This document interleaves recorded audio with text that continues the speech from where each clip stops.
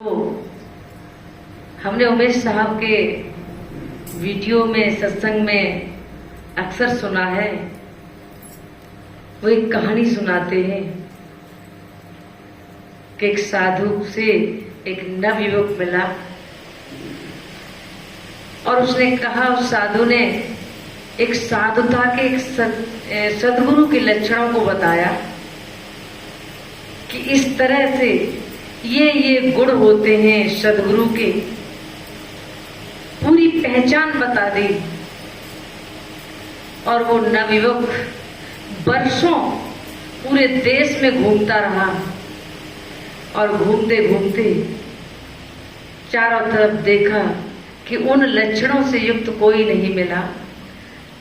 तब आके देखता है उसी पेड़ के नीचे वही संत बैठे हैं। तो जब बारीकी से देखा तो वो सारे गुण लक्षण व्यवहार बोल चाल सब कुछ उन्हीं संत में मिला। तो उनके आगे नतमस्तक हो गया और उन्होंने कहा उस नवयुवक ने कि आपने इतने दिनों तक क्यों घुमाया, जब आप ही थे तो फिर मुझे भटकाने की क्या जरूरत थी।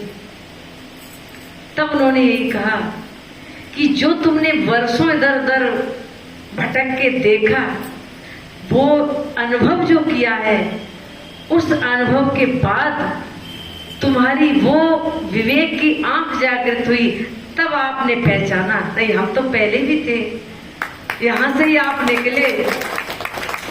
उस वक्त आपकी विवेक की आंख होती तो उसी वक्त मुझे पहचान लेते। यहाँ साहिब जी का आना, वो विवेक की आंख आपको सदगुरुदेव ने दी है, सदगुरु श्यामल साहब ने, ताकि आप ऐसे संतों को पहचान सको। और ये सत्य है कि गुरुदेव की आप सब भक्तों के ऊपर विशेष दृष्टि रही है अपने समय में भी, और उन्होंने ऐसी विवेक की आंख आपको दे दी है जो आप उमेश साहब जैसे संतों को पहचान पाते हो। और ये बड़ा सौभाग्य है यहाँ के लोगों को,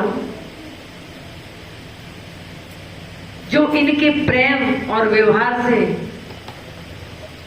आप अपने कीमती जीवन में से समय निकालकर इस सामल साहिब की इस लगाई हुई बगिया में आप समय समय पर पानी डालने के लिए आ जाते हैं।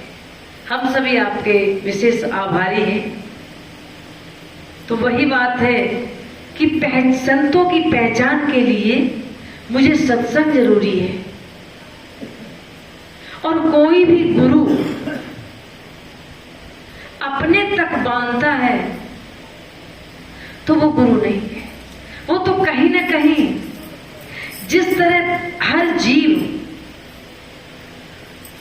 उन्हीं वस्तुओं का, उन्हीं पदार्थों का गुलाम बना है, और मुक्ति मोक्ष क्या है, उन्हीं चीजों से तो अलग करते हैं आपको। वैसे ही जो सद्गुरु किसी न किसी तरह शिष्य को अपना गुलाम बनाते हैं, तो वो तो कहीं ना कहीं बांध ही रहे हैं। आज ही एक फोन पर मैसेज पर एक आगरा के पास के एक भक्त ने मैसेज किया कि संसार में तो हम भटक ही रहे हैं, हर चीज की चाह रहती है। महाराज जी, क्या साधु जीवन में भी क्या उन चीजों की जरूरत नहीं है जो हम गृहस्थों को रहती है, उन चीजों की जरूरत? तो हमने कहा कि अभी मैसेज करके नहीं ज्यादा बता सकते हैं। आज का सत्संग में उसी विषय पर कुछ चर्चा की जाएगी। तो वास्तविक उन जरूरतों से मतलब नहीं होता है कि गृहस्थ भोजन करता है, क्या साधु नहीं भोजन करेगा? गृहस्थ कपड़े पहनते हैं, क्या साधु कपड़े नहीं पहनेगा? या गृहस्थ जिन ईंटों के मकान में रहता है, क्या साधु जो जंगल में रहे सिर्फ वही साधु है? वस्तुओं का उपयोग वो कैसे कर रहा है, तो ये एक बहुत अच्छा एक दुआ है कि चाह गई परवाह गई मनुआ बेपरवाह, जिसको कुछ न चाहिए वो ही शहंशाह। वो चाह खत्म करना है। जब अंदर से हमारी किसी चीज के लिए अनावश्यक चाह होती है, वही तो हमें दुखी करती है। वो प्लग लगा दो लला बेटा, ऊपर वाला प्लग, वो चाह खत्म करना है। उसके चक्कर में ये भी ला दिया, आराम से लगाओ। और दुख हमें संसार में वही चीजें तो देती हैं। अब दुख का कारण है, साहब ने भी कहा है कि साबुन बेचारा क्या करे जो गांठ में बांधा मैल। कवि साहब कहते हैं कि पानी का तो कहीं दरस परस नहीं है, और वो मैल कैसे छूटे। किसी की गांठ में, कपड़े की गांठ लगा दो, उसमें मिट्टी भरी हो, और साबुन लगाते जाओ, और वो अंदर से तो मिट्टी जैसे ही घुलेगी और पूरे कपड़ों पर वैसे ही उस पर आती जाएगी। तो वो गांठ खोलनी है। जो हम जिन चीजों की गांठ बनाए बैठे हैं, वो गांठ, सत्संग में अभी साहब ने ही बताया था कि वो सदगुरु वो गांठ खोल देते हैं। लेकिन खुलाने को हम राजी हों तब तो। सदगुरु कितनी तरह से आपको समझाते हैं, लेकिन वो गांठ तो हमारी पक्की पक्की होती जाती है और टाइट होती जाती है। हम खोलने को राजी नहीं, खुलवाने को राजी नहीं। और जो खुलवाने को राजी होते हैं उनकी सदगुरुदेव वो गांठ खोल देते हैं। और फिर सत्संग के ज्ञान के जरा से छींटे पड़ने पर उनके अंदर अपने आप सहज में ही बड़ी सरलता से वो शांति और वो आनंद आ जाता है। लेकिन वही बात है कि हम जिस चीज के नजदीक मुझे पहुंचना है उससे तो हम बचते हैं, यानी उस चीज की चोरी करते हैं। और ओट किसकी लेते हैं? जो हमें दुख देता है, पल पल दुख देता है। आप यहां सत्संग में बैठे हो तो अपने काम धंधों से समय निकाल कर समय की चोरी करके आए हो, वरना सबके धान में पानी लगने को है, किसी के घास निकलने को है, किसी के जानवर भूखे बैठे हैं, लेकिन वो समय कुछ चुरा के लाए, बचा के लाए और उस समय को यहाँ सदुपयोग में लगाया है। लेकिन ऐसा न करके जो साधक उस समय को ऐसी जगह लगाते हैं कि राजा की चोरी करें और रहें रंक की ओट, यानी उस ज्ञान से हम बचते हैं। और किन चीजों में मन लगाते हैं? रंक यानी जो चीजें बेकार की हैं, जो मेरी अशांति देती है, जो चीजें, हम उन्हीं को पकड़ते, उन्हीं की सानिध्य लेते, उन्हीं को समय देते हैं। जबकि यदि आप समय निकाल के लाए हो तो सदुपयोग में लगाइए। और सत्संग, नित्य प्रत सत्संग करने से मेरे अंदर वास्तविक वो विवेक जागृत हो जाता है, ताकि हम दुनिया की उन चीजों को पहचान सकें और जान सकें।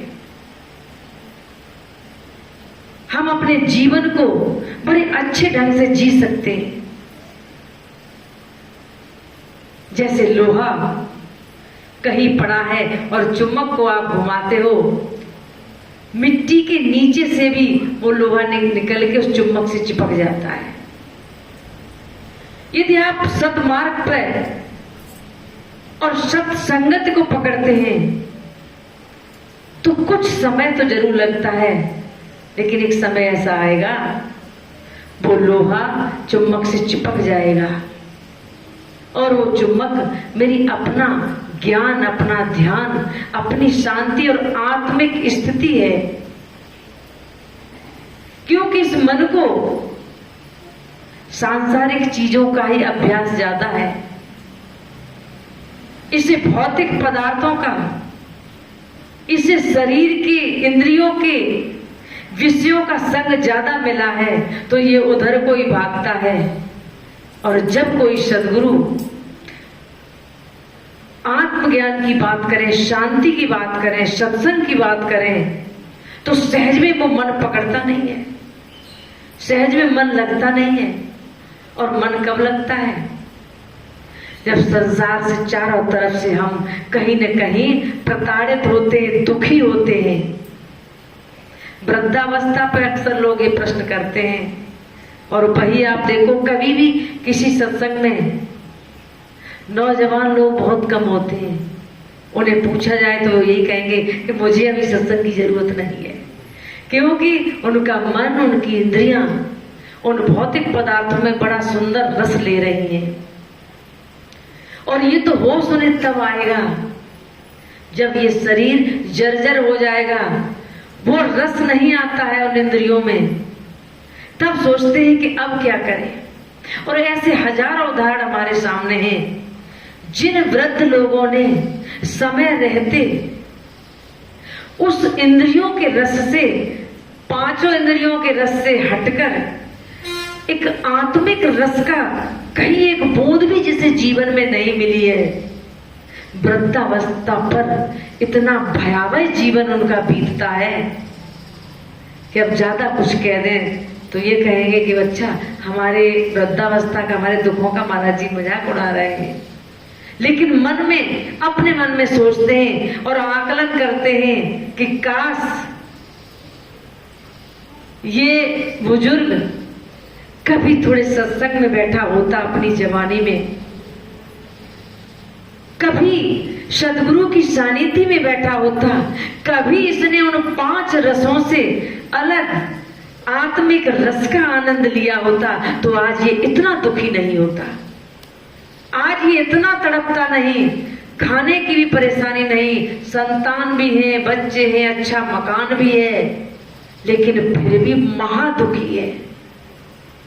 इसका यही कारण है कि जवानी में बातचीत करते थे तो लोग डर की वजह से सुन भी लेते थे। अब वृद्धावस्था पर उतना बोलोगे कोई सुनने वाला नहीं, सगी अपनी औलाद सुनने वाली नहीं है। जवानी में आप जहां मर्जी आए वहां घूमने चले जाते थे, जहां मर्जी आए वहां बैठ रहे, ताश खेल रहे हैं और कुछ खेल कर रहे हैं। लेकिन अब कोई साथ देने वाला नहीं। दरवाजे पे आप अकेले बैठे हो वृद्धावस्था पे, लोग दूसरी तरफ मुंह करके निकल जाते हैं।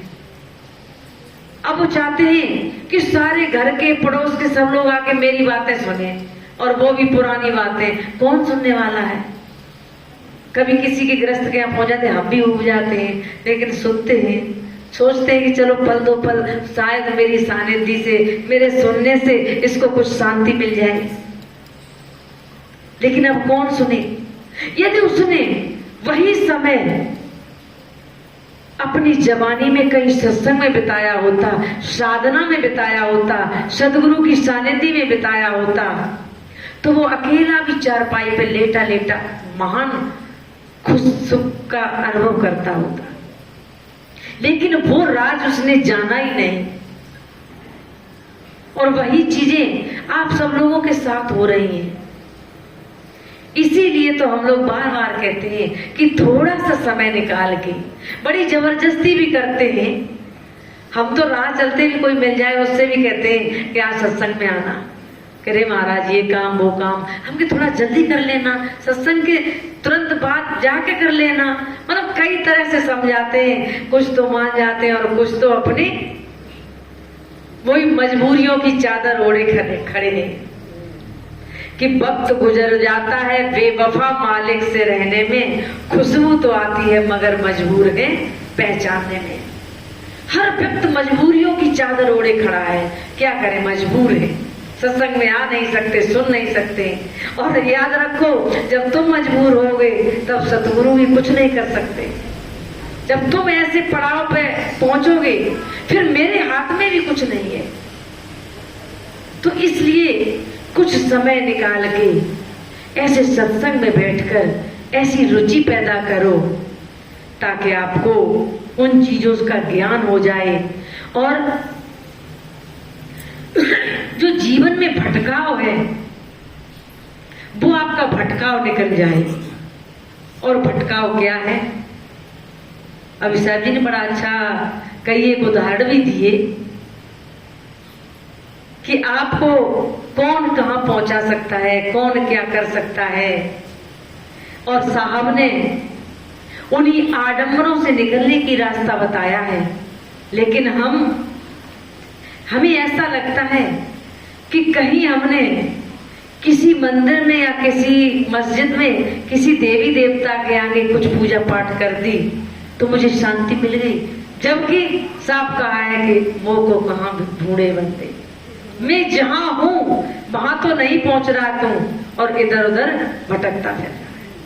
लास्ट में एक भजन के साथ अपनी वाणी को विराम देते हैं।